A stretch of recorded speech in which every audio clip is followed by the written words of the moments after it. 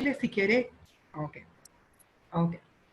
Muy buenas tardes a todos nuestros invitados, nuestros panelistas de hoy. Estamos muy emocionados porque hoy pues tenemos un evento que nos encanta, que es hablar con el grupo venezolano que estuvo al frente de La Casa de Papel tercera temporada.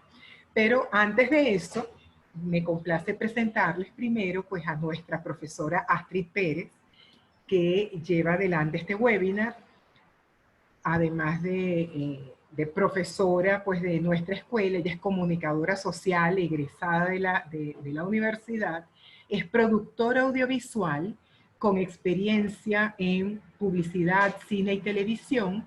En televisión ha producido y gerenciado proyectos para plataformas OTT como Vivoplay y Sud TV.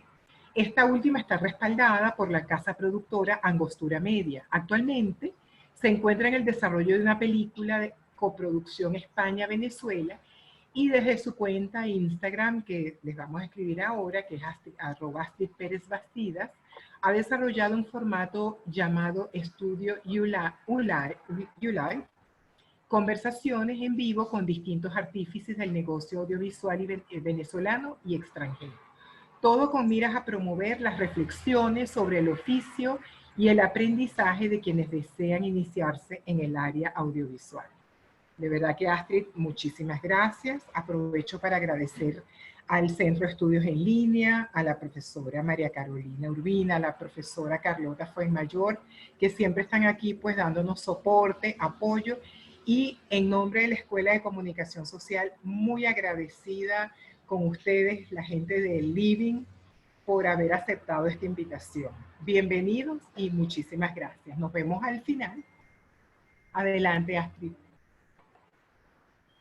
Hola, ¿cómo están? Bueno, después de la presentación de Yane, poco que agregar. Muchísimas gracias por estar acá, principalmente a Rafael Ponce, Fran Gómez y Oscar Reyes, quienes nos acompañan en representación de la casa productora en Living, que bueno, son el grupo que hicieron el servicio de producción en Panamá de la tercera temporada de La Casa de Papel, y son venezolanos. Además, la casa productora en Living bueno, se gestó, digamos, acá en Venezuela, pero funciona en distintos países del mundo, entre ellos Panamá, por supuesto. Agradezco también a la Escuela de Comunicación por la invitación y, por supuesto, al Centro de Estudios en Línea por toda la asistencia técnica y tecnológica para llevar a cabo esta actividad, que resulta muy pertinente porque justamente recrea un espacio adicional, extra cátedra, extracurricular, para conversar sobre temas de interés asociados a la comunicación, y el turno hoy es La Casa de Papel. Yo quiero empezar, por supuesto, recordándoles además que pueden hacer sus preguntas, el tiempo, o sea, todas las preguntas que quieran, en la casillita de preguntas y respuestas. Yo la veo en la esquina superior derecha, estoy desde mi teléfono, no sé si todos la ubican en la misma zona, a pesar de que la interfaz cambie en la computadora. En todo caso, por allí pueden poner sus preguntas y yo se las voy a estar haciendo llegar a nuestros ponentes y ellos la van a ir respondiendo. Quiero empezar por el principio, Rafa, Fran, Oscar. Y el principio es, ¿cómo es que el Living, la casa productora, es seleccionado para llevar a cabo el servicio de producción de una serie que se ha convertido en un fenómeno mundial, y que es producida por, bueno, este monstruo llamado Netflix? No sé si quieras comenzar tú, Rafa, como productor ejecutivo del Living. Sí, bueno, nada, saludos a todos, qué chévere que nos veamos una vez más, y bueno, nada, felices de compartir un poquito de la experiencia con la serie. Tal como decías tú, nosotros tenemos tiempo operando en el mercado de Panamá. Cuando se escribió la tercera temporada de la serie, específicamente había la necesidad de producir unas escenas en Panamá que originalmente estaban pensadas para ser realizadas en ese país, y la casa productora de España, que se llama Vancouver Media, que son los creadores de la serie, que son los que han estado, digamos, a cargo de la producción de la serie desde su nacimiento, no tenían operaciones en Panamá, como es lógico siendo una productora española. Y en este caso se abre la posibilidad de generar lo que se llama un servicio de producción, que básicamente es que una productora que no opera en un país busca un aliado estratégico con el cual de la mano hace determinado trabajo. En este caso, ellos empezaron a sondear el mercado, no tenían demasiado conocimiento de nadie por estos lares. Nosotros hemos venido haciendo un trabajo bien interesante desde hace varios años allá. Tenemos la experiencia necesaria y llegamos como una de las opciones que llegó a oídos de ellos. Luego entramos en una etapa de entrevistas que fue bastante larga, donde estábamos, por supuesto, considerados nosotros junto a otras productoras locales. Y este proceso duró alrededor de 2 meses, donde estuvimos intercambiando opiniones, intercambiando informaciones, donde ellos avalaron nuestro trabajo, vieron nuestro trabajo. Particularmente yo tuve varias reuniones muy largas, donde eran como unos larguísimos interrogatorios, y al final se dio la selección de nosotros, que en un principio la realiza Vancouver y luego la certifica Netflix como productor ejecutivo final del proyecto. Y así fue como llegamos a la producción. Buenísimo, qué bonito, porque además me has comentado en otras ocasiones, cuando hemos tenido el gusto de compartir con mis estudiantes de producción, que justamente la oportunidad llegó a ustedes, ¿no? Solemos creer que siempre buscamos las oportunidades, pero a veces las oportunidades se presentan de pronto y llegan a nosotros, y creo que la reflexión que salía a cuenta en nuestra conversación anterior es que debemos estar listos para cuando llegue, debemos reunir la mayor cantidad de condiciones necesarias. Entiendo que Oscar es tu jefe de producción en Panamá, y digamos, era como la cabeza de toda esa parte de producción en términos operativos, y tuvo que llevar a cabo una serie de procesos medulares para poder llevar a feliz término, bueno, el servicio de producción. Quiero recordarles, por si acaso, digamos, todas esas escenas en Panamá, ¿se acuerdan cuando, bueno, finalmente el profesor y toda la resistencia logran huir de la casa de papel, ¿no? De la casa de la moneda, y Tokio y Río van a una isla paradisíaca en Panamá? Son justamente todas esas escenas en esa isla, aunado a toda la persecución, entiendo que cuando Tokio, bueno, se va, deja a Río, y hay toda una persecución de ella como en unos callejones, justamente en Panamá. Yo quisiera saber, Oscar, ¿cuál fue el mayor reto al que te enfrentaste como jefe de producción para sacar adelante un reto de este tamaño? Sí, hola, gracias por la oportunidad. Saludos para todos. Sí, bueno, la verdad, el reto principal y uno de los puntos clave que además nos dimos cuenta una vez que empezamos todo el proceso, y fue la parte que más le dimos a entender a las personas que venían de afuera, el equipo de España, es que esto era una producción, estábamos prestando un servicio de producción prácticamente enfocado en 2 países diferentes. O sea, porque siempre ellos pensaban, bueno, vamos a Panamá y en Panamá resolvemos todo. Resolvemos ir a rodar en la isla, ir a rodar en la ciudad, etcétera, etcétera. Pero una vez que nos solicitan y la exigencia era ir a rodar en la comarca Cunayala, fue que, y no conocíamos cómo era el proceso, ahí entendimos que la comarca Cunayala tiene un nivel de independencia total, ¿no? Administrativamente, por así decirlo, de la República de Panamá. Entonces teníamos que dividir todos nuestros esfuerzos en 2 servicios de producción. O sea, uno, y rodar aquí en la ciudad, que bueno, viste, ¿no? O sea, acá en Panamá tú vas a una oficina de Field Commission, te comunicas con las autoridades, pides tu permiso, o sea, todas las formalidades del caso, pero simplemente funciona a su tiempo y se logra. Pero por otro lado está la comarca Cunayala, que es otro proceso completamente distinto, nuevo para nosotros, incluso para muchos del crew panameño local que estaba acá, que había que entenderlo desde cero y abordarlo desde cero. O sea, estás tratando de comunicarte con personas que es primera vez para ellos que que les viene una propuesta de este tamaño, o sea, me decían, no, es que es primera vez, nunca hemos recibido una propuesta de venir a grabar algo con este tamaño de exigencia y de producción, donde tienen hasta su propio idioma, y tienen su sistema, y tienen sus canales, bueno, bastante, muy complicados en términos de que, bueno, para ellos era nuevo y para nosotros también, y fue un aprendizaje. Entonces, como que esa fue la parte a superar como más importante, ¿no? En términos de producción.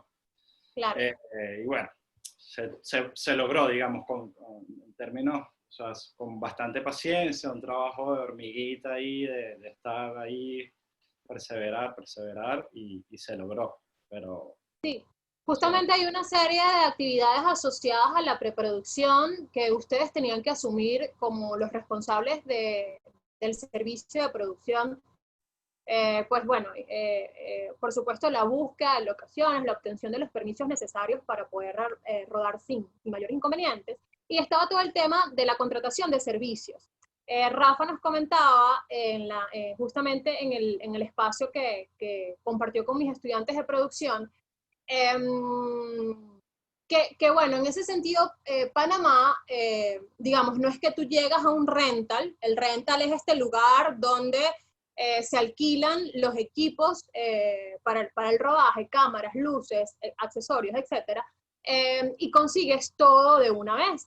Creo que en gran parte pues nos habla, digamos que Panamá es digamos un escenario que audiovisualmente es interesante, pero está como creciendo. Entonces, la peor pesadilla para un productor, como bien lo citaba Rafael, es justamente tener un perolito con cada proveedor y que esto se convierta en una sarta, una fila, uno tras otro de proveedores, que digamos es mucho más sencillo.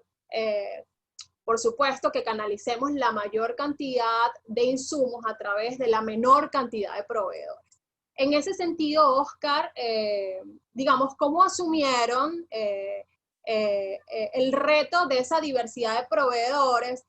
¿Y con cuántas personas, de cuántas personas estaba conformado el crew del Living que asumió el servicio de producción? Es decir, ¿cuántas personas tenías tú, por ejemplo, a tu cargo en el departamento de producción? En el equipo de producción estaba, por ejemplo, estaba un location manager. Okay. Estaba una coordinadora de producción, una productora de campo y varios asistentes de producción, digamos. Varios, muchos. Sí, varios, muchos, que además cabe destacar que comenzamos 4 gatos y en la medida que iba caminando íbamos sumando hormiguitas al ejército, porque de verdad era, o sea, el nivel de exigencia y de detalle era enorme, ¿no? Entonces, sí, digamos, el equipo de producción, digamos, de todos los departamentos, el equipo de producción era el que más requería personal y el que más teníamos. Por decirte que el departamento de arte, de maquillaje. O sea, se supone que en el mundo ideal, de todo el personal que ellos vinieron, ellos digo de España, que fueron 30 y algo, hubiésemos tenido como la misma cantidad, ¿no? Por así decirlo, como que cada persona tuviese... Pero bueno, no se logró, pero más o menos esa era la cantidad, como a mi cargo, digamos, directamente. Y no nos dábamos abasto. Entonces, cada persona tenía, o sea, mil cosas, responsabilidades a su cargo, ¿no? Claro. A todas estas, digamos, tú tenías una cantidad de gente a tu cargo del crew venezolano. Claro. Al mismo tiempo, pues Rafa, digamos, era el capitán de este barco, el capitán del Living, pero al mismo tiempo ustedes respondían aguas arriba a otra gente, ¿no? Y en ese sentido me gustaría preguntarle a Fran, bueno, la experiencia de trabajar con Abdón Alcañiz. Abdón Alcañiz es director de arte de la serie La Casa de Papel, es español, por cierto, tuve la oportunidad de hacer un en vivo con él, justamente lo que mencionó Jenny, Estudio U-Live, con Abdón, en donde reflexionamos sobre el oficio del director de arte y por supuesto saltaron a la vista anécdotas y retos a propósito de La Casa de Papel. Entiendo que Fran es director de arte, digamos, pero acá trabajaba con Abdón en la coordinación de arte. ¿Cómo fluyó esta relación? Además, ya Oscar de alguna manera lo mencionó, ¿no? Está todo este tema como multicultural, Venezuela, Panamá, España. Y además, si bien conozco en parte tu trayectoria, Fran, también el sistema español es diferente, ¿no? Ya hay unas cosas que le ponen nombre a unas cosas que para nosotros no se llaman así, y el mismo hecho de tener un negocio mucho más sólido hace que las tareas estén más diversificadas, entonces que haya como cargos nuevos. ¿Cómo le entraste a este reto de trabajar con un director de arte español de la talla de Abdón Alcañiz? Sí, bueno, saludos a todos, gracias por la invitación. Mira, yo fui bastante afortunado de poder, o sea, de que la persona que me tocó a mí como jefe en este caso fue Abdón, el director de arte de toda la serie. Muy afortunado en el sentido de que él es una persona muy abierta, muy dada, o sea, es una tremenda persona. Y él, o sea, desde las primeras veces que hablamos nos fue bastante bien, o sea, hubo como un buen feeling ahí, a pesar de que yo tuve que vivir, para entrar en este proceso, como una especie de licitación. El living, Rafa, Oscar, me invitan a participar para que ellos evalúen quién es la persona que finalmente quedaría como coordinador de arte en la parte de Panamá. Eso fueron un tiempito de angustia, o sea, de incertidumbre. Yo no sabía, Rafa en algún momento me dijo, creo que no vas para el baile. Y de repente sí hubo como que otra posibilidad y entré. Siempre hubo muy buena relación con Abdón. Él hablando es una persona que se expresa súper bien y, o sea, nos dio a entender todo lo que él necesitaba, de una manera, además que muy gráficamente también, como no sé si Oscar tiene por ahí como uno de los primeros envíos que mandaron es como parte de sus bocetos o las locaciones que querían, cómo ellos se imaginaban todo lo que querían. Ya producción le había enviado una serie de locaciones y ya estaban como un poco ya casados con estas locaciones, ya habían hecho como una selección. Y a partir de ahí es que comenzamos, después nos mandaron el guión. Cada guión tenía marcado el nombre de uno, era súper privado, fue como que bien interesante.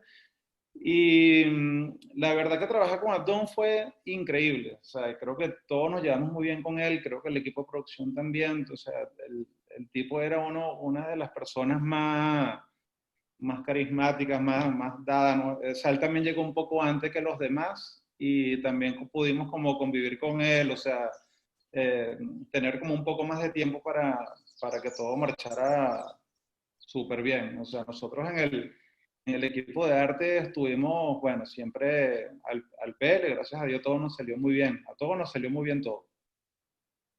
Ok, eso nos habla un poquito de, bueno, la importancia de entender que se trata de un trabajo en equipo además, y de que pues la relación allí tiene que fluir de manera positiva, entender que en este caso la serie era la razón de estar todos ustedes allí y todas las decisiones que se tomaran debían ir en función de la misma. Tú tenías que trabajar además, Fran, en función de una propuesta ya concebida, digamos, ya la serie tenía un look and feel, tenía un tratamiento estético, tenía una línea narrativa que se tenía que abrazar desde los distintos departamentos, por supuesto arte también, más aún cuando tenían directores diferentes. Entiendo que esta tercera temporada, o al menos lo de Panamá, estuvo dirigido por Jesús Colmenar, ¿cierto? Sí, correcto. Exacto. Mira, Entonces allí sí sentiste que, por ejemplo, te lo digo porque creo que una de las reflexiones reincidentes, o sea, las reflexiones constantes, cuando estamos hablando de cualquier oficio de este área, del área audiovisual, es que, bueno, que pocas cosas están escritas en piedra, que pareciera que hay unas convenciones que rigen el negocio, pero a veces todo parte como de la particularidad, ¿no? De cada quien. Los directores trabajan distinto, los directores de arte trabajan distinto, y en principio pareciera que la permeabilidad debe ser una de sus cualidades, pero allí tú como coordinador de arte, ¿qué tanto sientes que pudiste aportar más allá de abrazar la propuesta ya preestablecida? Pues sí, ocurrieron cosas interesantes en ese sentido porque ellos cuando comenzó todo este proceso, ellos tenían un primer rodaje que era Tailandia, ¿no? Y Okay. ellos estaban súper abollados con ese rodaje. Ellos habían ido a Panamá, después se fueron y nos quedamos trabajando todos los que estábamos en Panamá. Y Abdón en una de esas, o sea, hubo como cambios de locaciones y algunas cositas ahí, algunos ajustes, y él también, o sea, él me pidió como que lo ayudara en algunas propuestas. Por lo menos la cama, esta famosa cama donde está Tokio y Río, esa cama era un diseño muy particular, pero después se sintió ellos mismos, pues no, eso no lo propuse yo, sino ellos decidieron que a la cama le gustaba esa forma, pero que debería ser con elementos del lugar. Y en ese momento ellos necesitaban ver una propuesta que la tenía que hacer Abdón o su equipo, por ejemplo, y ellos estaban explotados en Tailandia, estaban muy full. Y Abdón me escribe, Fran, ¿tú crees que me puedes ayudar en eso? Te voy a delegar esa función. Y a mí me tocó hacer como unos bocetos y tal, que para mí fue bien satisfactorio el momento que yo se lo mostré a él en la computadora, en la gira de locación, que él me lo pidió, ¿dónde está el boceto que tú hiciste? Yo se lo hice a él, pero él se lo mostró al director, a todo el equipo de dirección. Y el director cuando lo vio, wow, eso está buenísimo, eso está maravilloso. O sea, yo lo viví cuando se lo aprobaron a él y bueno, Frank me ayudó con esto. O sea, como que él también nos dio ciertas libertades, él también nos escuchaba mucho a nosotros. Él era muy abierto y uno lo podía también como orientar un poquito a lo que era Panamá también. O sea, él era muy abierto, uno sí podía dar sus opiniones y él las escuchaba muy bien. Y la parte de arte, bueno, sí quedé seleccionado yo, pero también se integró luego en el equipo una directora de arte que está en Panamá, venezolana también, Teresa Hurtado, y entre los dos nos metimos, pero de frente en todo este proyecto, que para nosotros este era un reto. Y gracias Rafa, Oscar, por esta oportunidad, porque yo era un fan espectador de la serie, en mi caso, yo era pegadísimo con La Casa de Papel. Y cuando yo en verdad me dijeron, mira, si vas a trabajar en La Casa de Papel, yo no lo podía creer, yo andaba súper nervioso, contento al mismo tiempo, y bueno, de ahí para adelante, tremenda experiencia, y bueno, sí, la sudamos, pero todo salió bien. El pobre Oscar nunca durmió, el Oscar yo nunca lo vi durmiendo. Bueno, todo. Nadie durmió, nadie comió. Sí. Se sufre pero se goza, efectivamente. Sí. Es un oficio, son oficios muy demandantes, pero bueno, por eso Rafa decía por allí una vez que el ingrediente principal es la pasión. Si no está la pasión y si te sientes obligado, es decir, tienes que sentir que amas lo que haces y además tienes la fortuna de cobrar por ello. Un poco esa es la lógica. A mí me gustaría hablar de los personajes, ¿no? Digamos, trabajar con una actriz como Úrsula, ¿ok? Río, no recuerdo el nombre ahorita, no me viene a la cabeza. Miguel. Que entiendo que fueron los dos actores con los que trabajaron, los dos principales con los que trabajaron. Sí. Los retos en términos de producción, Rafa, de trabajar con dos actores de esta talla, que además, bueno, vienen además de España, hay todo un tema de uso horario, de costumbre, y enfrentarse a este crew multicultural, como muy plural, ¿no? Venezuela, España, Panamá. Cuéntame un poquito. Mira, bueno, fue bien interesante. Primero porque evidentemente constatamos una vez más que el europeo conoce muy poco de América, muy poco. Entonces, esa venida de ellos a este lado del mundo les explota la cabeza porque no nos conocen. De todo el crew que vino de España, que eran 34, 35, ni siquiera 5 habían venido a América, contando América entera. Claro. Algunos habían ido a México por ahí, uno a Brasil y uno a Panamá y como que ya. Entonces, es bien interesante porque de verdad para ellos es totalmente nuevo. En el caso específico de los actores, bueno, se cruzaban cosas tan importantes como que después del éxito de la serie hay unas condiciones mínimas de comodidad con las que ellos deben contar, que bueno, dada la naturaleza de nuestro rodaje, era muy difícil porque nosotros estábamos filmando en un archipiélago que no tiene infraestructura hotelera de ninguna especie, sino simplemente tiene unas cabañas muy lindas, pero muy rústicas. No tiene energía eléctrica, digamos, continua, funciona a través de plantas.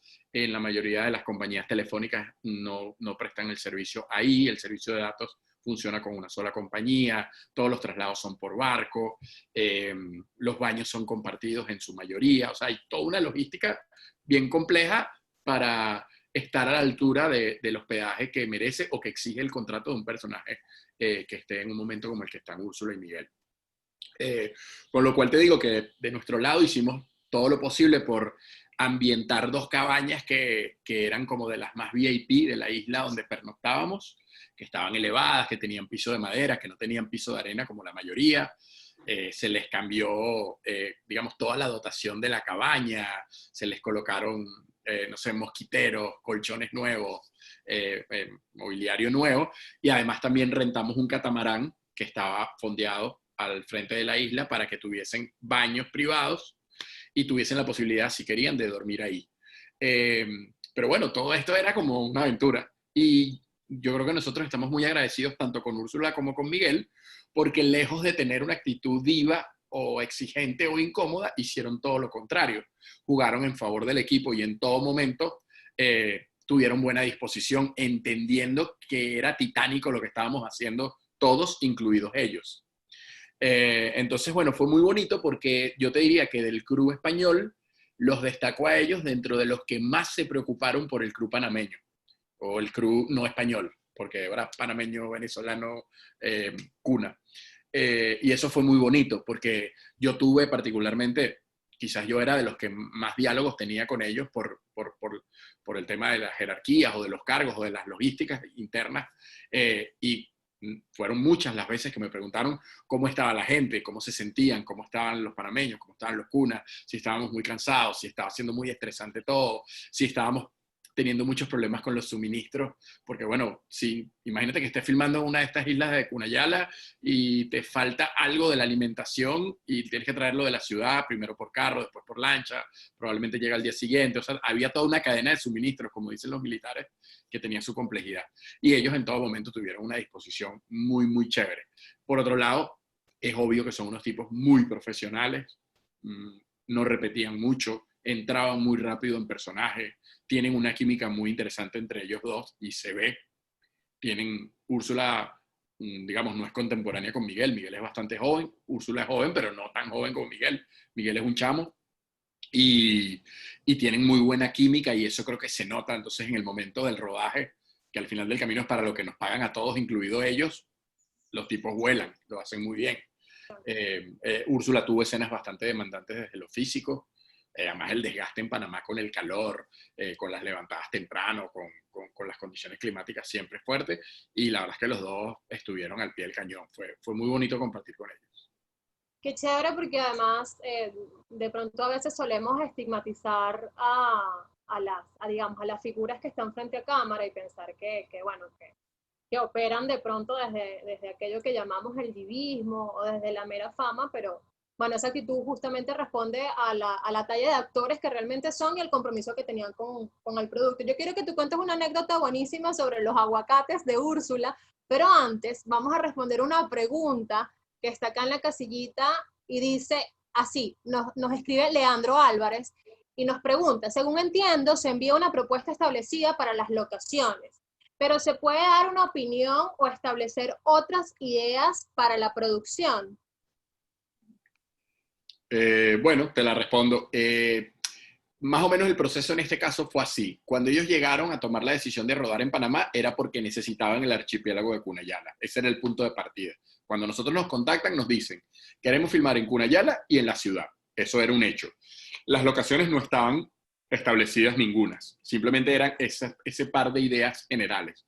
Luego nos mandan un resumen, para decirlo en términos más entendibles, de las situaciones que había que grabar y nosotros hacemos una primera búsqueda de locaciones lo más abierta posible, donde proponemos espacio. Incluso nosotros sugerimos no ir a Cunayala cuando no teníamos tanto conocimiento del guión y tanta precisión respecto a por qué había que ir a Cunayala. Nosotros sugerimos ir a otras playas y a otras locaciones de Panamá que eran menos difíciles para la producción, que nos iban a permitir estar más cómodos a todos. Y ahí ellos nos confirman que no, que efectivamente hay un tema en la historia que está ligado a Cunayala y que lo debemos hacer en Cunayala. Con lo cual nosotros básicamente hicimos una primera visita a Cunayala donde escauteamos la mayor cantidad posible de playas e islas y comunidades que nos pudiesen funcionar. Y en el caso de la ciudad pasa un poco lo mismo. Ellos nos dicen, necesitamos un sitio por donde pasa un convoy policial o una caravana policial. Necesitamos un barrio súper colorido, que se le note el calor local, que se le note el tema latinoamericano, que es el sitio donde va a haber esa rumba, donde Tokio se va a mezclar con el pueblo de a pie, digamos, y la policía le va a llegar. Necesitamos otro sitio que sea un barrio un poco más complicado, más intrincado, que dé más miedo, que tal vez sea un espacio más hostil en cierta medida, y entonces nosotros buscamos alternativas en función a eso. Siempre está la posibilidad de que en esa búsqueda uno aporte todo lo que se le ocurre. Ese primer aporte de nosotros como productores es súper importante. Luego ellos preseleccionan, luego viene una gira artística, esa gira artística ya viene en las cabezas de España y visitas todos esos lugares que ya fueron preseleccionados y empieza a surgir todo ese ping-pong donde se empieza a armar y desarmar todo como un cubo. Y es un debate de ideas donde por supuesto la última palabra la tienen ellos, la última palabra la tienen el director y los productores, pero nosotros participamos abiertamente de todos esos intercambios que van llevando al filtro final, que es cada lugar que se selecciona para la producción. Claro, además es importante mencionar que justamente ellos contratan un servicio de producción porque desconocen las condiciones de un país que le es ajeno. Y que en otras circunstancias, supongo, es decir, de no haber entrado Netflix a la jugada, primero, no se hubiese hecho una tercera temporada, y segundo, pues se trata de ambientar la mayor cantidad de cosas, que justamente es una de las conclusiones del documental que también está en Netflix, ¿no? Que se llama, creo que La Casa de Papel, el fenómeno, y decían que antes para ellos era impensable tener que hacer un viaje, y de hecho Panamá no es el único, ¿no? Ellos, digamos, querían ir a la India, iban a la India, o sea, ya digamos aquí el respaldo económico desde la...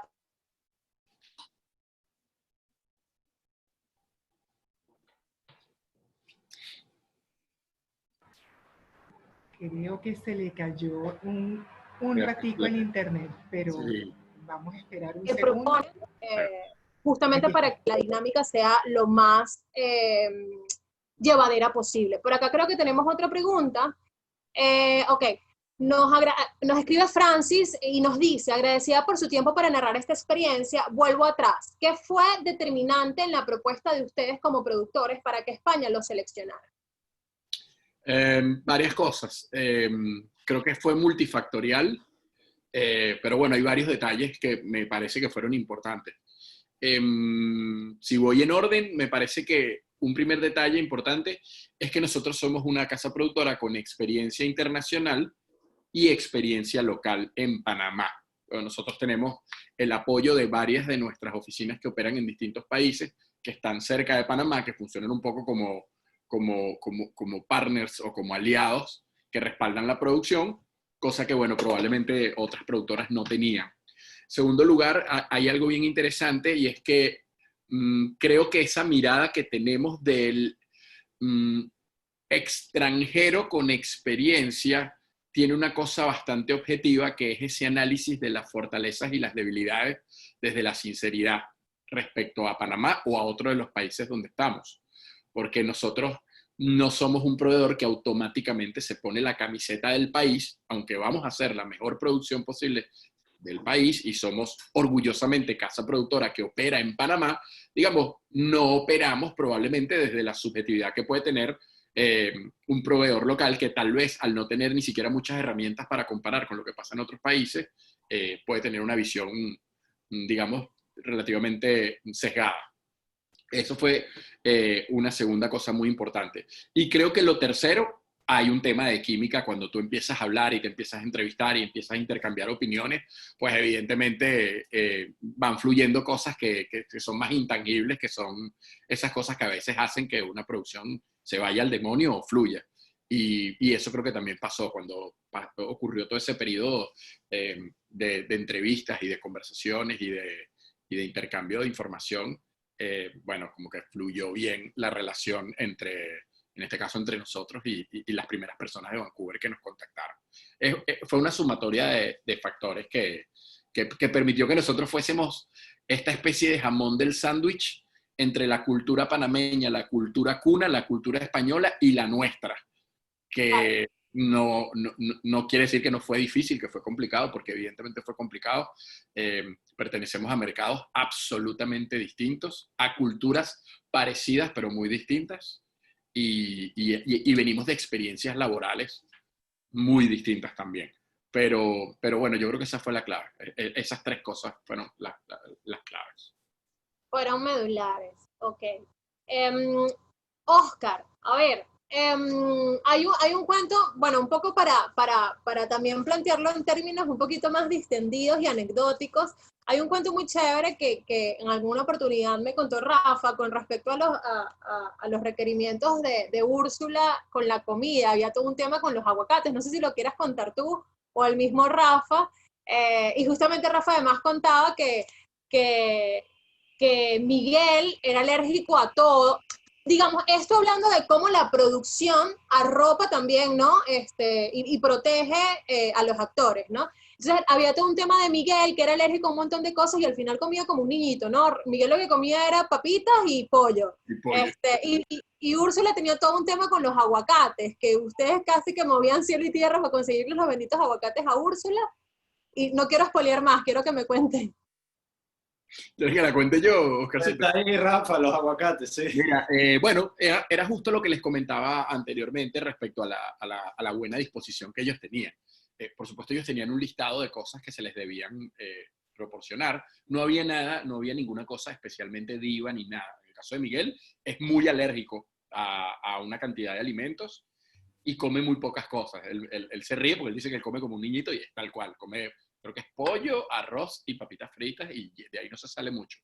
Y en el caso de Úrsula, digamos, tenía como su dieta saludable, etcétera, etcétera, etcétera. Sé que necesitaba algunos productos específicos, pero había algo en su dieta con el tema del aguacate, con lo cual nosotros le dimos mucha prioridad a conseguirle aguacate. Pero cuando estábamos en las islas, los aguacates no siempre llegaban en el mejor estado hasta donde ya estaba. Porque, bueno, venían de la ciudad, habían pasado por el carro, de la lancha, el calor, la cadena de frío se perdía, no sé. Llegaban hechos guacamole. Exacto. No siempre llegaban de la mejor manera.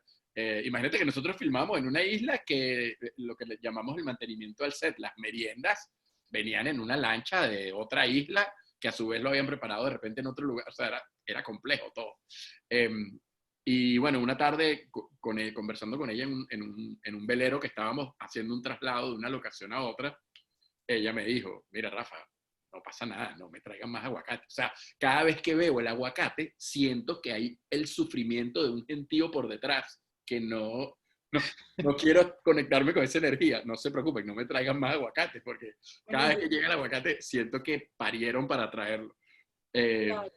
Y cosas como esas, qué sé yo, Úrsula, como muchísima gente, le tiene pánico a las cucarachas. Y en la isla, como parte de la fauna endógena de la isla, hay cucarachas. No importa que fumigues o que no fumigues. No es un tema ni de suciedad ni de nada que se le parezca. Son endógenas del lugar. Y por más que limpiábamos su cabaña, por más que le poníamos sustancias, que le hacíamos cosas, que nos esmerábamos en que no aparecieran, de repente aparecían en la medianoche. Y bueno, la pobre sufrió con eso más de una vez porque les tiene miedo. Claro. Pasaron muchas cosas de ese tipo que están muy vinculadas al tipo de producción. A mitad de la producción, por lo menos en mi isla, porque nosotros estábamos en 2 islas. En una dormían Oscar y Fran con la mitad del crew, o un poco más de la mitad del crew, y en otra estaba yo, los actores. Y por ejemplo, en la isla donde yo dormía, hacía muchísimo calor, porque las cabañas tienen unas ventanas muy chicas. Y imagínate que tú te paras a las 4 de la mañana o a las 3:30 de la mañana, pasas el día trabajando en medio de ese calor y esa humedad, te acuestas a las 11, 12 cuando terminas de coordinar todos los llamados, toda la logística, todas las 2 millones de cosas que ocurren que no se acaban nunca, y tienes 4 horas para dormir y el calor no te deja dormir. Y es la locura. Entonces, como al tercer día, yo decidí irme a dormir a la playa y conseguí como unos puffs que tenían en esa isla donde yo estaba, y dormí en la playa en unos puffs que eran súper incómodos. Entonces uno de los indígenas se me acercó y me dijo, no hay problema, tráete el colchón de la cama y lo tiras aquí en la arena, te vienes con tu sábana y lo tiras aquí. Santo remedio. Día siguiente, todo el crew durmió así. Dormimos todos en la arena. Incluso Úrsula estuvo hasta bien tarde con nosotros ahí, escuchando música, hablando, compartiendo con los que estábamos ahí todos en la arena, así cual camping. Esas fueron cosas súper agradables que por supuesto también pasaron en la otra isla, ¿no? Fue muy bonito. Claro, al final, pues el equipo de producción, para añadirlo acá, porque hay gente que está conectada y que no necesariamente pertenece al área, pues se encarga en líneas generales de garantizar, de ser garantes de las condiciones mínimas para todos los miembros del equipo, ¿no? Incluyendo el casting, y pues parte de eso eran las responsabilidades que tenía el living. Tenemos una pregunta nuevamente en la casita de preguntas, y ya se les voy a leer. Nos escribe Paola Gianmaresi y nos pregunta, ¿cómo consideras o consideran que personas recién graduadas pueden ingresar a grandes casas productoras como el Living? A mí me gustaría que esto lo respondieran los tres, ¿no? Porque digamos, cada uno puede brindar desde su perspectiva qué considera que es necesario o cómo empezar, si bien no hay rutas infalibles. Oscar, te doy la palabra. La verdad, nosotros como productora en el Living, o sea, y no es porque sin ánimos de nada y un comentario bien humilde, pienso que somos de las pocas productoras muy receptivos de los nuevos talentos que siempre han llegado. De hecho, en los 10 años ya de fundado el Living, que venimos desde Caracas, y todo este proceso que hemos pasado ya luego internacional, se han formado gran cantidad de muchachos que además han sido un descubrimiento, un palo, ¿no? Como que estudiantes de muchas universidades, de la Monte Ávila, de la Católica, que han funcionado perfectamente, y de verdad, súper orgulloso porque nosotros somos uno de los que siempre históricamente hemos recibido más estudiantes para hacer pasantías, que tenemos esa escuelita y esa manera y esa paciencia de formar a nuevos talentos. Bueno, un poco ahora en este formato donde andamos, fíjate, bueno, Rafa en Miami, yo estoy aquí en Panamá, estamos como regados todas las cabezas del equipo. Sí, indistintamente de eso, nos han seguido, siempre nos llegan currículos de nuevos estudiantes recién graduados o que necesitan pasantía, y bueno, de cierta manera, siempre que haya un momento, una oportunidad, un espacio, hemos estado súper abiertos. Obviamente este año ha sido un año atípico, donde nos llegan solicitudes, o sea que por favor, ¿cómo se puede hacer? Bueno, ha sido bastante difícil. Por darte un ejemplo, en el caso de Casa de Papel, de la producción propiamente dicha, hubo un momento donde el equipo de producción, bueno, se quedó corto de tanta demanda, donde dijimos, bueno, ¿cómo podemos? O sea, de verdad, no hay, o sea, porque además no podíamos contratar más personal porque entonces estábamos supeditados a aprobaciones del equipo. Entonces, muchachos, ¿cómo es la fórmula? Nada, con pasantes. Y abrimos como una ventana allí para recibir propuestas, y al final 2 muchachos de la USMA, de acá de Panamá, tuvieron el privilegio de participar como practicantes dentro del equipo de producción, que para ellos fue, bueno, una súper Claro. experiencia. Y lo hicieron súper bien y trabajaron con nosotros y en todo momento. Y perdón que te interrumpa, y nos pasó algo comiquísimo. Una chica que venía de ser pasante en Caracas, mágicamente apareció en Panamá, no me preguntes cómo, porque él llegó a Panamá, no sé qué estaba haciendo en Panamá, y terminó trabajando como asistente de producción en Panamá, en la Casa de Papel, que eso no estaba en el mapa tampoco. Sí. Y sirvió Wow. muchísimo la experiencia que había adquirido y lo que había aprendido de la parte del living de Caracas, que digamos no es la parte de la que se encarga Oscar. Y entonces ahí funcionó el living como esa escuela que le dio a ella las herramientas para que nos respondiera en Panamá en medio de esa demanda que tenía. Claro, más bien hablando de ese caso en particular, la muchacha lo hizo también, que el mismo equipo de España la vio así como que, oye, ¿y esta chica? No, nos está ayudando haciendo práctica. No, contrátenla, métanla en el equipo. Páguenle. Páguenle y métanla. Bueno, qué maravilla. Lo está haciendo súper bien y nos encanta cómo hace su trabajo y bueno, pero bueno, ahí un poco a moraleja para todos estos chicos y en particular para el que pregunta, es eso, ¿no? Como que estar en el momento, en el lugar adecuado y bueno, perseverancia y bueno, mandar propuestas, escribir a las productoras, hey, mira, estoy acá, mírenme, un poco de eso, ¿no? Y en algún momento que se abra una luz, una ventana, sea el living o cualquier otra, le va a abrir esa oportunidad. Sí. Buenísimo, creo que va a ser una respuesta conjunta de todos, pero me gustaría también escuchar a Fran y además, digamos, pegar esa respuesta con esta pregunta que te voy a hacer. Justamente es una pregunta como muy específica que tienes que responder tú y habla de las recomendaciones que puedes dar para hacer un buen trabajo en la dirección de arte. Entendamos, a ver, como director de arte, para las personas que están conectadas y no conocen el área, digamos, el director de arte es como la cabeza, es un gerente de departamento que a través de insumos artísticos como el color, como la utilería, como una cantidad de elementos que intervienen en el cuadro, se disponen también a contar la película, a contar la serie. Es un oficio, a mí me gusta siempre decirlo, es un oficio narrativo, no es un oficio estético. Entonces, es uno de los grandes responsables del look and feel del producto, de cómo luce esta película en términos de color, la composición del plano. Cuando vemos una película bonita, pues en principio hay un buen trabajo de dirección de arte. Entonces allí, Fran, ¿qué nos pudieras decir? Bueno, pegando las dos preguntas un poco, lo primero que hay que decirle es que lo dijo Oscar ya, hay que ser muy insistente para poder entrar en este mercado. No desaprovechen, no sé si estoy, porque yo no me dejé de ver. ¿Sí estoy? Sí, te vemos. Bueno, siempre estar muy pendiente, como dice Oscar, cuando haya salud, traten de entrar, de hacerlo bien y lo más difícil es la primera pauta. Después, bueno, tienes que dar el todo por el todo, tratar de mantenerte. Aquí muchas personas comienzan, no todos terminan en este medio. Esto es un medio muy, muy particular.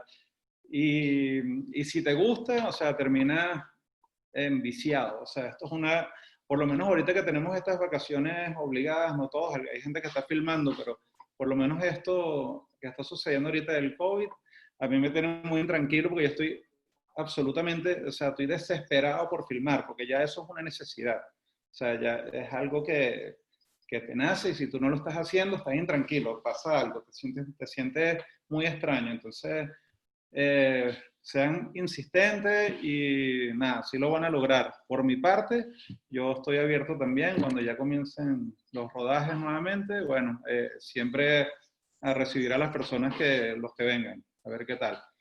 Y bueno, la dirección de arte, lo otro que preguntabas, nada, o sea, dependiendo de cada proyecto, te tienes que documentar muy bien, dependiendo de lo que sea, todos los proyectos son diferentes, todos.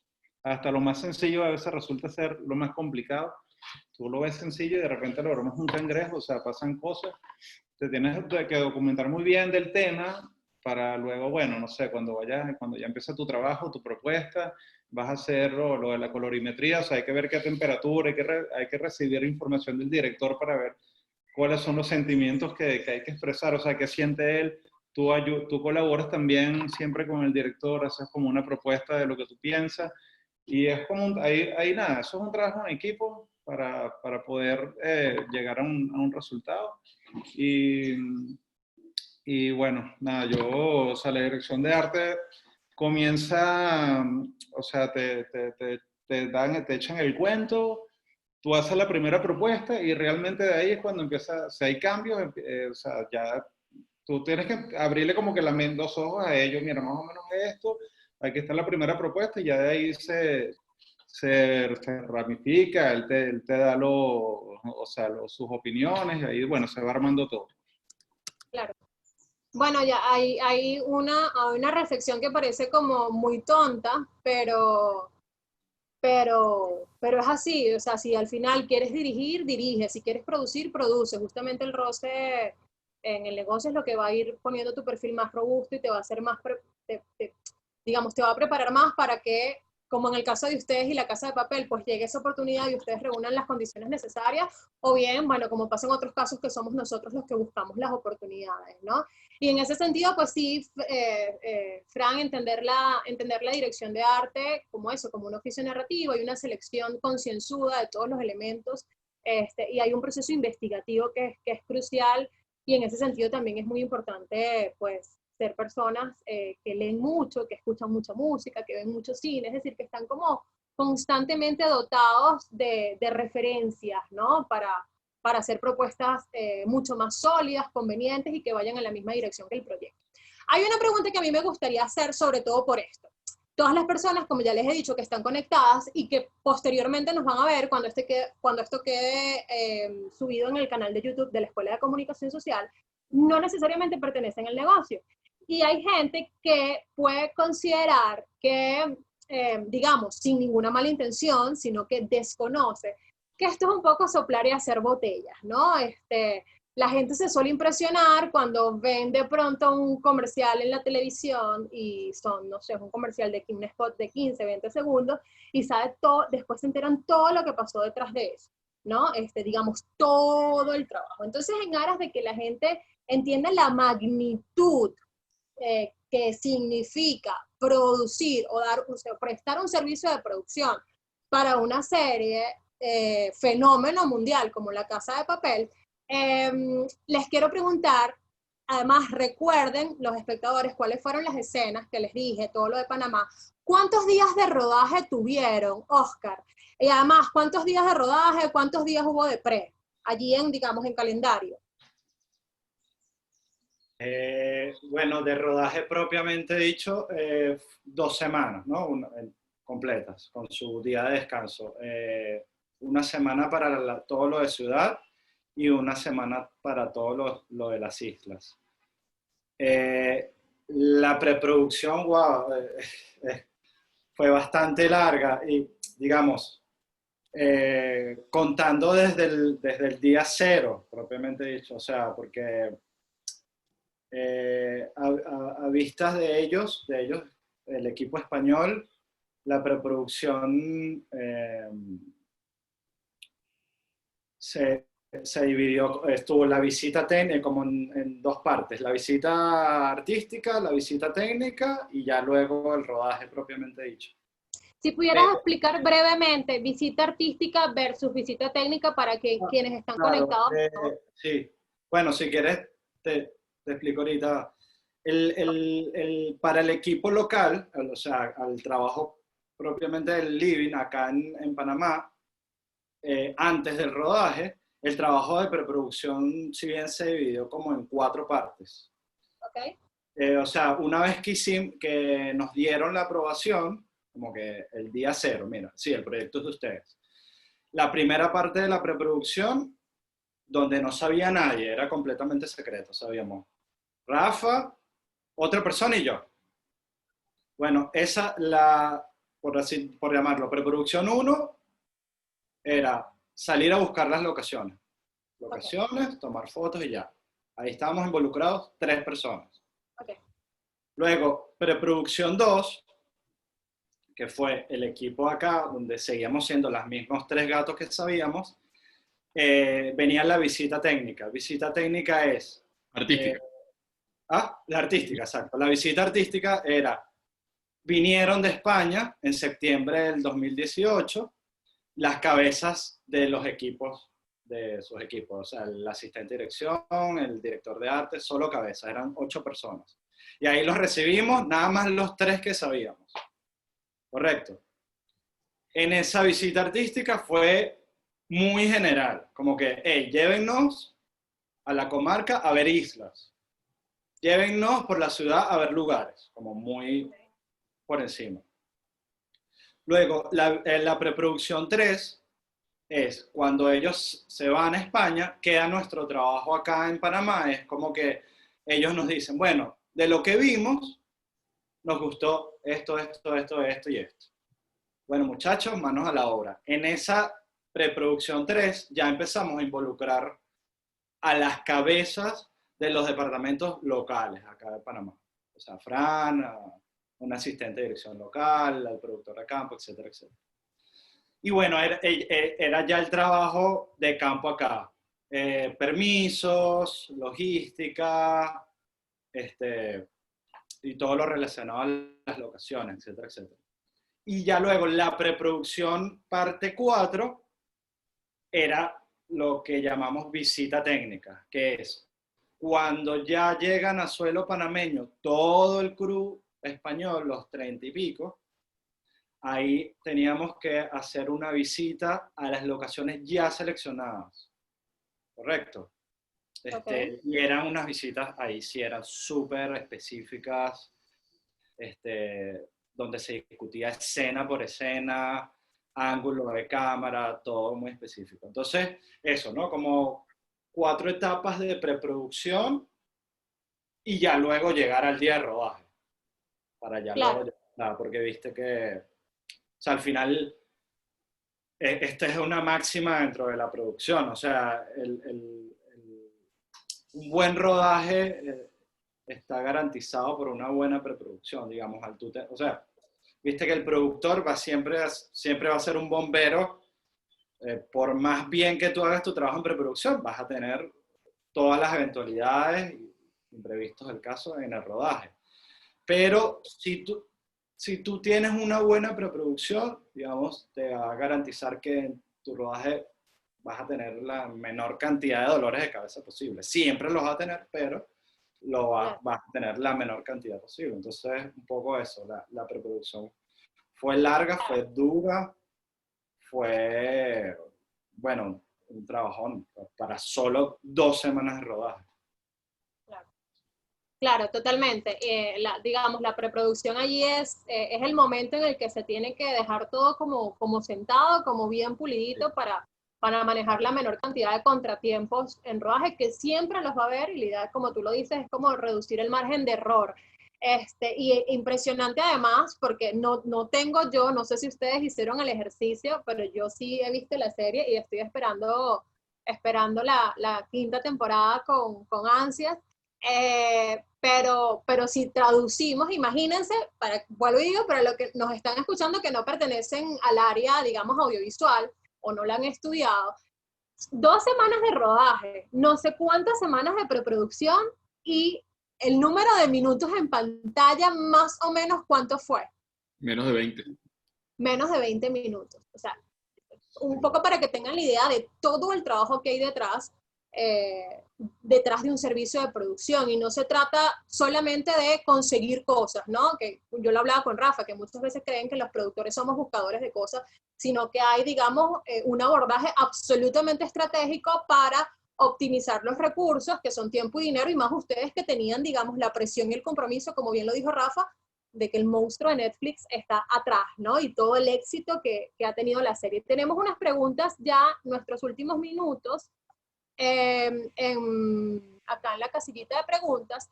Aquí está nuestro asistente anónimo que nos hace 2 preguntas.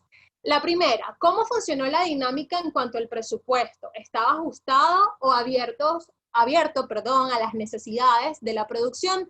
Y la segunda, en cuanto a la gran empresa que era el sostén del proyecto, Netflix, ¿les comentaron algunos términos y condiciones? Es decir, ¿había representantes de Netflix supervisando y ajustando la producción? Ok, bueno, mira, esta es nuestra experiencia, evidentemente en el mundo de hoy, donde se está produciendo tanto contenido en tantos países, para tantas plataformas, seguramente hay variaciones, así que cualquier cosa que digamos en este instante corresponde a este caso específico y no necesariamente tiene que ver con otras dinámicas.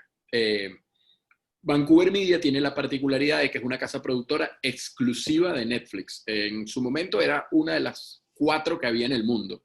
Supongo que desde ese momento para acá habrá otras más. Pero en ese instante, ellos habían firmado un contrato de 3, 4 años de exclusividad como productora que trabaja para Netflix. Con lo cual el flujo de trabajo entre ellos y los mecanismos entre ellos, obviamente son más fluidos. Netflix está enterado del día a día de cómo marcha la producción, pero en base a los reportes que le hace la producción de Vancouver. Nosotros como proveedor de servicio de producción no tuvimos la necesidad de tener ningún contacto con Netflix, ni Netflix tenía ninguna persona, digamos, supervisando el rodaje, ni mucho menos. Un poco la figura es esa. Si está Vancouver, Vancouver es un poco Netflix. Eso por ese lado. Respecto al tema presupuestario, pues por supuesto, por esa misma razón, nosotros no tenemos demasiado conocimiento sobre cómo se maneja la producción a gran escala de la serie, sino que conocemos el detalle de cómo se manejó administrativamente o presupuestariamente la parte que tiene que ver con Panamá. Y básicamente nosotros ensamblamos un presupuesto que quedaba abierto a revisiones constantes, donde tú vas haciendo un poco seguimiento de cómo van los gastos y cómo va marchando, y un poco se va actualizando en la medida que esto va avanzando. Para los que hayan trabajado en alguna otra cosa audiovisual, como por ejemplo, no sé, un comercial de televisión, normalmente uno hace un presupuesto que se cierra y ya queda de parte de la productora cómo maneja ese dinero, y si gasta más o gasta menos, es un poco como problema de la productora. En este caso no tanto, sino que nosotros teníamos un presupuesto que iba variando en función a las solicitudes que se hacían, que debían ser aprobadas por Vancouver. Nosotros no podíamos decidir un día, no, bueno, vamos a contratar, no sé, 500 policías más porque queremos. No, eso era una decisión que no pertenecía a nosotros. Y bueno, así básicamente se lleva hasta el final de la producción, donde hacen un cierre y ya queda finalizado. Claro, y además es importante mencionar que solemos creer cuando vemos como series tan rimbombantes, por decirlo de alguna manera, que el presupuesto es una cosa así como abierta, ¿no? Al final, si nos ponemos a ver en detalle, todo está pensado, todo está calculado y siempre se va a escatimar. Por supuesto, hay proyectos en los que se escatima más, otros en los que se escatima menos, pero la optimización de los recursos es justamente una de las misiones de todo proyecto, ¿no? Para que salga bien en feliz término. Nos preguntan cuándo sale la 5ª temporada. Entiendo que, por supuesto, ustedes no están ya involucrados en esta fase. Yo recientemente, como les dije, que hablé con Abdón Alcañiz en el live que hice. Abdón, no sé, yo me imagino que era una campaña que tenía la gente que sigue trabajando en la serie. Abdón me dijo algo como que no, la verdad es que yo no sé si se va a rodar la 5ª temporada, porque ahorita yo le digo, pero yo vi un video en donde salía toda la gente, o sea, digamos, todos los productos que creo que saca Vancouver para Netflix. Me dicen, no, estás equivocada. Lo que se está haciendo es Sky Rojo, que es la otra serie que también es de Alex Pina. Sí. Y entonces nos dejó allí y nosotros nos quedamos así, no, esto tiene que ser parte de una campaña, porque que sí, 2 semanas después todo el mundo publicando foticos y era imposible que fueran a dejar esa serie como picada por, no por la mitad, pero absolutamente inconclusa, nos íbamos a quedar todos con las ganas. No, de eso no sabemos. Claro. Pero vienen pronto, ya están rodando, es oficial porque ya salieron imágenes. Exactamente, lo que te iba a decir es que no sabemos, pero sí estamos al tanto de que hay un manejo siempre como un poquito intrigante de la salida de las temporadas. Por ejemplo, cuando nosotros rodamos, había muchísimo celo con que no se filtrara nada y los acuerdos de confidencialidad eran súper rudos y exigentes, y la prohibición de fotografiar en el set, grabar, tomarse fotos con los actores, etcétera, etcétera, etcétera, para todo el crew, era digamos, un seguimiento muy cercano. Pero justamente porque Netflix inteligentemente aglutina el manejo de la información que tiene que ver con la serie y lo administra en función de, bueno, de generar mayor expectativa al momento de estrenar. Así que, así como Abdón te dijo que no sabe si va a salir, en cualquier momento dicen que sale en marzo o en febrero. No, es que creo que ya de hecho es oficial, porque ¿cómo se llama? Ya lo están haciendo como, ha habido fotos como abiertamente de que ya se comenzó a rodar y Yo vi, todo este digamos, porque tipo. algunos de ellos tenemos relación, nos seguimos en Instagram, qué sé yo, y estaban rodando. Ahora, no sé cuánto van a rodar ni qué tanto va a rodar. Entiendo que sí, la Claro, quinta es la última, eso sí tengo entendido, que no hay más. sí, aparentemente. Hay gente que además se queja muchísimo y creo que eso también es un tema interesante porque, bueno, cuando hablamos en términos de guión, hay personajes que uno sabe que ya cumplieron como su ciclo, ¿no? Que ya pasó, que es hasta ahí. Pero bueno, como son como las gallinitas de los huevos de oro, pues se siguen produciendo y bueno, sale mucha gente allí como desde una postura más intelectual, si se quiere, como no, no puede ser, ¿cómo van a sacar una próxima temporada? Pero la verdad es que, bueno, y esto lo digo a título personal, si a mí me ponen un cheque y me dicen, saca la novena, la décima, la número 50, yo la voy a producir obviamente, ¿no? Allí ya, Sí, este, ninguno de nosotros, digamos, es productor de Vancouver, pero ahora que después de la experiencia de La Casa de Papel y de otras cosas que queremos hacer, hemos ido teniendo, digamos, cada vez más cercanía con el formato de la producción de las series, es otro mundo. Y ese otro mundo, como bien lo decías antes, no tiene presupuestos estrambóticos e ilimitados como lo tuvo el cine de Hollywood en algún momento o lo tiene todavía en algunas producciones. Muy por el contrario, se maneja mucho parecido como al cine de autor y al cine que no tiene tanto recurso. Evidentemente hay, tú ves La Casa de Papel y notas el despliegue de producción que hay a diferencia de las primeras 2 temporadas donde ya tenían un presupuesto más acotado y ahora en la tercera y en la cuarta que entra Netflix, hay explosiones, hay más drones, filmaron en Tailandia, filmaron en Italia, filmaron bajo el agua, filmaron en Panamá. Obviamente ahí hay un dineral invertido, pero no sobra. O sea, un poco como el común denominador de la gente que trabaja produciendo series es que el dinero se invierte en la peli, que sí se claro, gasta, que sí se ejecuta. Entonces, hay como mucho cuidado con el dinero porque los porcentajes de rendimiento no son estrambóticos, no es esta típica cosa de estos tipos la pegaron y están multimillonarios. No, no son multimillonarios. No, no, ahorita no. Entonces se convierte en un negocio de volumen. Y al ser un negocio de volumen, es muy importante para cualquier plataforma y para cualquier productora pegarla con un proyecto que se pueda reeditar y que pueda tener, bueno, no reeditar, que pueda tener consecutivas temporadas. Ahí claro, radica el verdadero negocio, en que toques muchos territorios y puedas volver a producir una nueva temporada. Entonces es muy difícil, y lo digo yo que no produzco series, es lo que queremos hacer, pero no es todavía lo que hacemos formalmente, es muy difícil que tú la pegues, tengas una audiencia mundial que podría tal vez venir en declive, pero que todavía es muy grande, y que tú decidas, no, vamos a cortar la serie porque yo tengo una actitud purista ante el producto y mejor vamos a dejarlo hasta ahí y vamos a sacrificar N cantidad de dinero que nos sobra. Entonces, claro, es difícil. Evidentemente, las cosas tienen su ciclo y hay que cuidarlas, pero bueno, hay un factor económico importantísimo de por medio.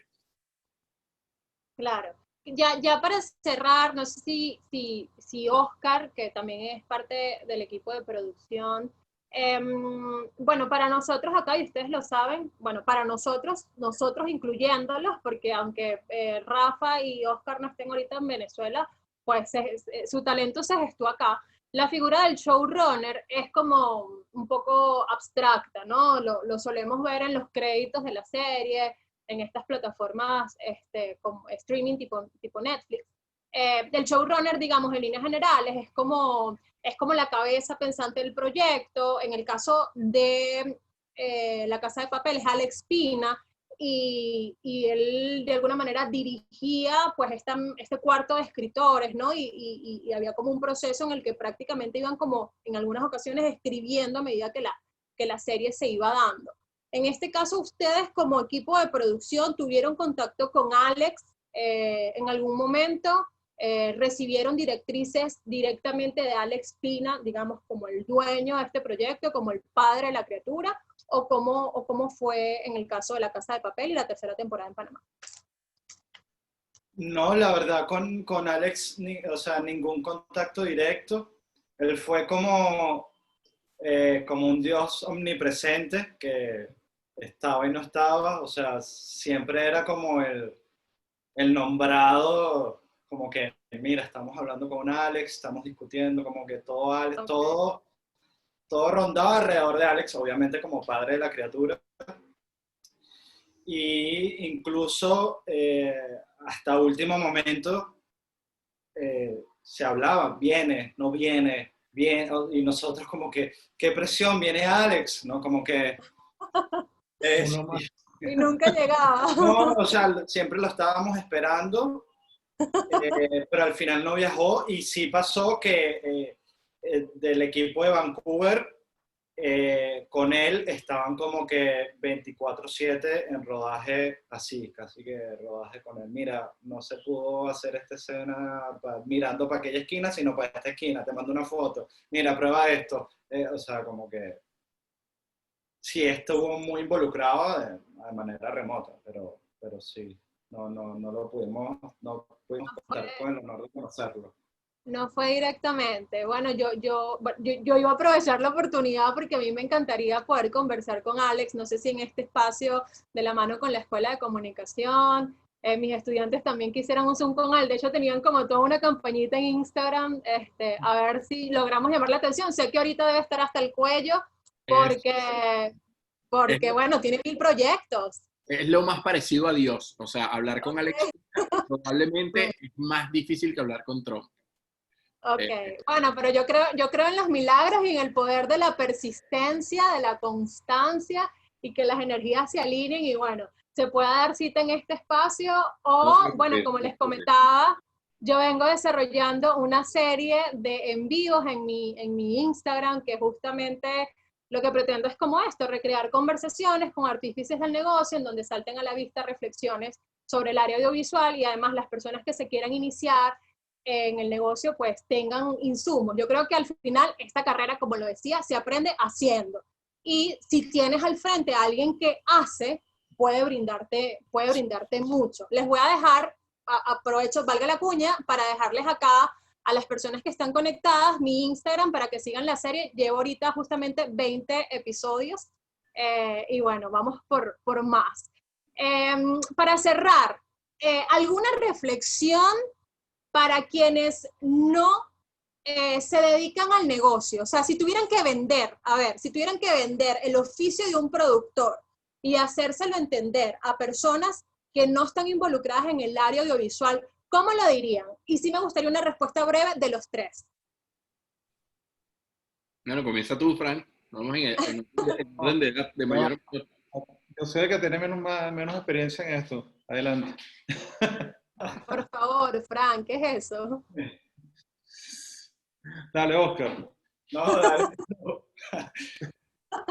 Bueno, no, te puedo contar rápido. Fíjate, yo soy publicista de profesión y nunca ejercí mi profesión, nunca me fui a trabajar en una agencia de publicidad, porque mis prácticas, mi pasantía fueron en una productora y Ok, comencé bien de abajo, recogiendo cable y sirviendo café.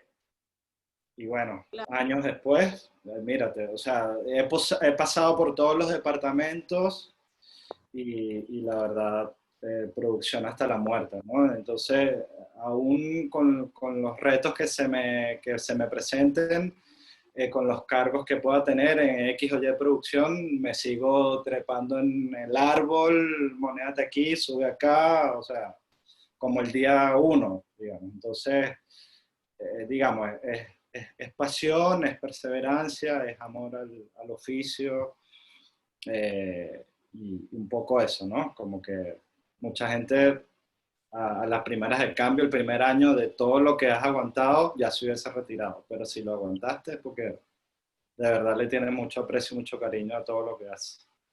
claro. Bueno, voy Rafa. Yo creo que Frank está como el niño que quiere exponer de último. Sí, sí, sí, A sí. ver qué No, dicen sus lo que pasa es compañeros. que yo lo dije, ya eso mismo yo lo dije antes, o sea que, bueno, yo por lo menos empecé de asistente de producción y terminé en arte, yo sabía bien hacia dónde iba, lo importante era entrar, y también como lo dije antes, pues esto es enviciante, esto es una locura, te casas con esto, o sea, esto es tu familia, esta gente, todos somos familia ya también, o sea, esto es algo que una vez que entra y te gusta ya no vas a poder salir más nunca. O Sí, sea, yo lo que te puedo agregar es que, bueno, yo siempre reivindico mucho la figura del productor como parte medular del proceso, y lo que le puedo decir a la gente que no tenga tan claro cuál es la figura, o los que estén empezando, el productor o el departamento de producción, que es como correctamente debemos llamarlo, porque centralizar eso en una persona no es cierto. Colocarle los laureles a una sola persona tampoco es cierto, al igual que los desaciertos. El departamento de producción es demasiado importante, perdón, para toda el proyecto, sea cual sea. Esa capacidad que tiene el productor de ser un gerente de crisis, y las crisis van a venir, van a suceder, va a haber problemas climáticos, de orden público, se te va a morir el dueño de la locación, va a haber un golpe de estado, se va a ir la luz, va a haber un choque, el vehículo que tenías planteado para la toma se va a accidentar y no te va a llegar, el dron se va a dañar, así sea el dron más vergatrónico, con el perdón de la palabra, el que estamos 300 utilizando. chino bien. Esas cosas pasan, todas esas cosas pasan. Y el productor es el gran gestor de todos esos momentos de crisis. El productor además o el equipo de producción, también es un soporte a veces emocional de la producción, porque lleva mucho de ese peso anímico y de ese manejo inteligente del flujo de los sucesos que afectan al proyecto, para que no se caotice todo. Entonces es bien interesante, es muy demandante, es bien difícil. Creo que los buenos productores son personajes que tienen un don natural para esto. No es tan fácil hacer un productor si la gente no tiene el perfil, porque hay que sacrificarse mucho, hay que saberse manejar, hay que saberse manejar con distintos tipos de personas muy rápidamente, hay que gestionar crisis. O sea, es como bien complejo, pero es apasionante, es súper interesante, a veces es muy divertido, es chévere poder tener ese vínculo con todo lo que pasa en todos los demás departamentos. Es demandante, pero a la vez es muy chévere. Y mi reflexión final, que muchas veces se lo dije a gente joven que estaba ingresando al negocio y no sabía por qué área irse, y como que siempre hay la tendencia a querer ser director, porque es como, bueno, un cliché de que el director es la cabeza creativa y la estrella máxima del proyecto, lo cual creo que es cierto y bien ganado que lo tienen. Eh, También es cierto que mucha gente se quiere ir como por la vía de la dirección simplemente porque es como lo que le suena y lo que le parece.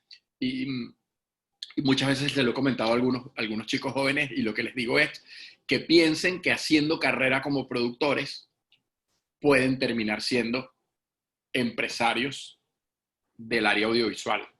Y tal vez en esos dos departamentos es donde más frecuentemente va a ocurrir. Si se convierten en unos muy buenos directores que el día de mañana se asocien a su propia productora o a su propio proyecto, o siendo productores que al final van a terminar siendo como un soporte importante. En otros departamentos no sucede tanto, y bueno, ahí hay un datico interesante a futuro. Claro. Buenísimo, entonces digamos, para la gente que no conoce el negocio, entender que no hay oficio pequeño en el área audiovisual, que es un trabajo en equipo, que el cine, la televisión es un sistema perfecto, y como todo sistema responde a la suma de sus partes, y cada quien pues suma desde su frente. Y para la gente que quiere iniciarse en el negocio, yo creo que acá la música de fondo ha sido insistir, insistir, insistir, empezar a hacerlo lo más pronto posible, no esperar graduarse para ejercer y tocar puertas. Lo peor que podemos recibir es un no, y eso no nos quita nada ni nos hace perder nada en lo absoluto. Yo estoy súper agradecida con ustedes por estar acá, por haber aceptado con tanta receptividad la invitación. Debo hacer mención especial a Rafa, que está interrumpiendo sus vacaciones por compartir con todos los que se sumaron a este espacio. Ya como reflexión final, yo creo que de todo lo malo siempre hay algo bueno, ¿no? Todo depende de los ojos con lo que los miremos. Y la diáspora, si bien nos ha traído mucha nostalgia y mucho sentimiento, quizás desesperanza, nos ha traído cosas maravillosas como esta, que un montón de venezolanos andan regados por el mundo y andan dejando, como dicen popularmente, el nombre de nuestro país muy en alto. Y justamente ustedes son muestra de ello. Qué orgullo y qué felicidad que el nombre de Living como casa productora venezolana gestada acá, de la mano de ustedes, salgan los créditos de la tercera temporada de La Casa de Papel. Estoy segura que para ustedes fue como un sueño hecho realidad, y para nosotros como espectadores es muy emocionante saber que estuvieron involucrados, y como les dije al comienzo, nos llena de muchísimo orgullo. Así que en ese sentido, pues, salud por la diáspora. Y muchísimas gracias por estar acá. Gracias a todos los que se unieron. Posteriormente esto va a quedar arriba en nuestro canal de YouTube, en el canal de YouTube de la Escuela de Comunicación Social. Gracias a la Escuela por la invitación y al Centro de Estudios en Línea por todo el soporte que nos brinda. Muchísimas gracias, Astrid, y el equipo de The Living. De verdad que esta es su casa y estamos aquí para cuando quieran utilizar este espacio para otro webinar. Y aprovechamos para invitar a todos aquellos que nos acompañaron. La próxima semana, igual a las 3 del miércoles 19, estaremos aquí con Valentina Quintero, Sumito Esteves y José Pablo Arango para hablar de la marca País Venezuela, si es o no es una utopía. Están invitados también ustedes, el equipo de The Living, a participar, y de verdad, muchísimas gracias.